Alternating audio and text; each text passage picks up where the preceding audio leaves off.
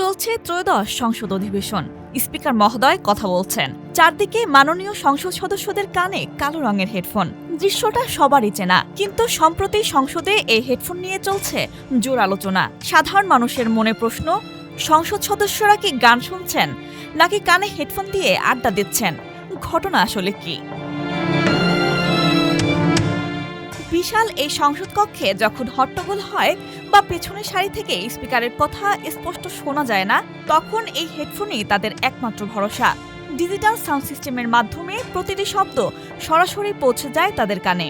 আবার যখন কোনো বিদেশি অতিথি বা অন্য ভাষার কেউ বক্তব্য দেন, তখন সেই কথার তাৎক্ষণিক অনুবাদ শোনার জন্য এই হেডফোন ব্যবহার করা হয়। কিন্তু অভিযোগ উঠেছে, অধিবেশনে ব্যবহৃত এই হেডফোনগুলোর মান নাকি মোটেও সুবিধার নয়। নিম্নমানের এই যন্ত্রগুলো দীর্ঘ সময় কানে গুঁজে রাখায় সংসদ সদস্যদের অনেকেই কান আর মাথা ব্যথায় ভুগছেন। ফলে দেখা যাচ্ছে, একদিকে দেশের গুরুত্বপূর্ণ আইন পাশ হচ্ছে, আর অন্যদিকে কানের তীব্র ব্যথায় কুঁচকে যাচ্ছে মাননীয় সদস্যদের কপাল। বিশেষজ্ঞরা বলছেন, ঘন্টার পর ঘন্টা নিম্নমানের হেডফোন ব্যবহারে শুধু মাথা ব্যথাই না, দেখা দিতে পারে মাইগ্রেনের মতো ভয়াবহ সমস্যাও। প্রযুক্তির যেমন সুবিধা আছে, তেমনই আছে অসুবিধাও।